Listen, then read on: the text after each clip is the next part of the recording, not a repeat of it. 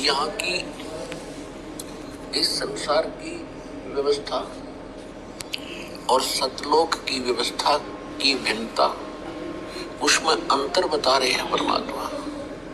परमेश्वर के उस अमर ज्ञान सूक्ष्म वेद से परिचित आदरणीय गरीबदास साहिब जी क्या संदेश दे रहे हैं जो परमात्मा से प्राप्त हुआ कि मन तो सुख के सागर बस रे, और नहीं ऐसा यश रे। यश माने महिमा, यानी किसी की तो बड़ाई। अब जैसे कोई अच्छा राजनेता बन गया या कोई सिद्धि प्राप्त करके कोई संत प्रसिद्ध हो गया, किसी का बुरा कर दिया, किसी का भला कर दिया, उसकी मंडी बन गई, उसकी मंडी बन गई, वहां पूजन लायक गए। मनमाने वो संत या राजनेता अपनी बनी हुई स्टेचू पर उसकी मूर्ति बना लेते हैं, साल भर में एक बार माला डाल देते हैं उसकी आदर करने के लिए, और मनमाने वही कबूतर बनकर अपने ही उस स्टेचू पे अपनी तस्वीर पे वही टट्टी पेशाब कर रहा है सर पे बैठ के। तो खाक बढ़ाई है यार। गधा बन के कितना कुमार का लटका रहा होगा वो, जिसकी मूर्ति बना कर माला डाल कर आदर किया जा रहा है। ये खाक ये से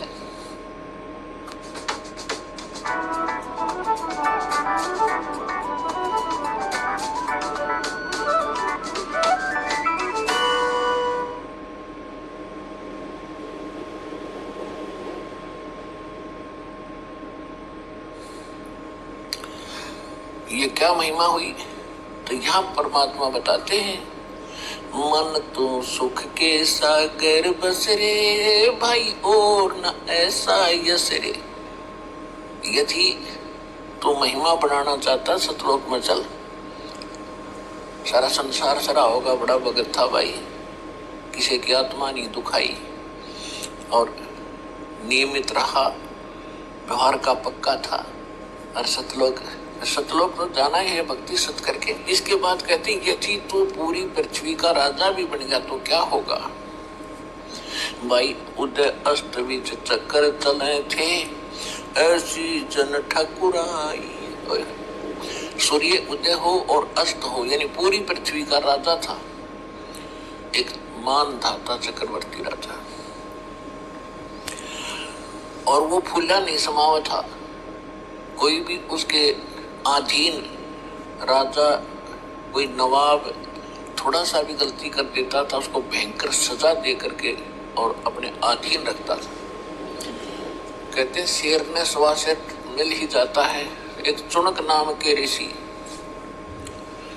जैसे आपको बहुत बार कथा सुनाई है, इस काल का पुजारी था, ब्रह्म का साधक था, और ब्रह्म तक के साधक को परमात्मा ने उनको काल ही बताया है। काल का पुजारी काल वाले काम कर सकता है। जो साधना इन ऋषियों ने की वो मोक्षदायक नहीं थी, उससे परमात्मा मिला नहीं। इनमें सिद्धियां आगी, एटम बम बढ़ गए।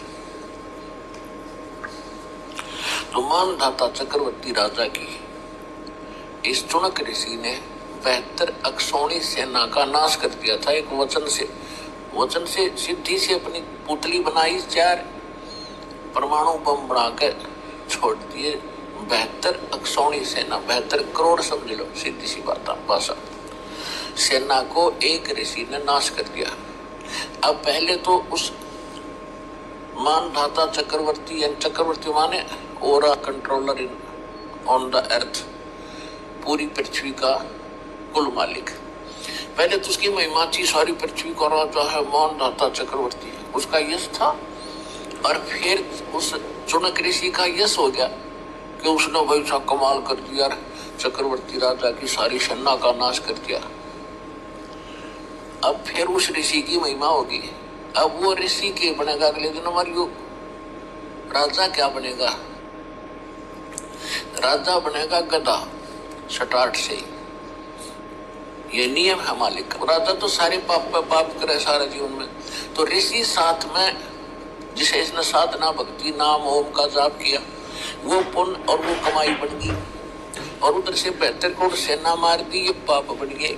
तो दोनों अकाउंट ओपन रहते हैं जब तक कबीर भगवान की शरण में आप नहीं आते हो। तो दोनों भोगने पड़ते हैं, पुण्य भी और पाप भी। तो ये चुनक ऋषि जाएगा महास्वर्ग में, ब्रह्मलोक में, वहां अपनी पूंजी समाप्त करके फिर पुनरावृत्ति में शेष पुण्य बचे होंगे तो फिर पृथ्वी का राजा बनेगा। राजा बनकर कोरी कुब्त कमाओगा, नरे कर्म फोड़ेगा और फिर जोड़ा जाड़ा यही छोड़कर फिर जलता बनेगा और फिर बनेगा कुत्ता। और जितने वो सैनिक मारे थे इसने अपनी सिद्धि से, वो सारे सैनिक तब बनेंगे कीड़े और यू बनेगा कुत्ता। इसके शर्म पड़ेंगे और वो इसने नोच नोच के खाएंगे।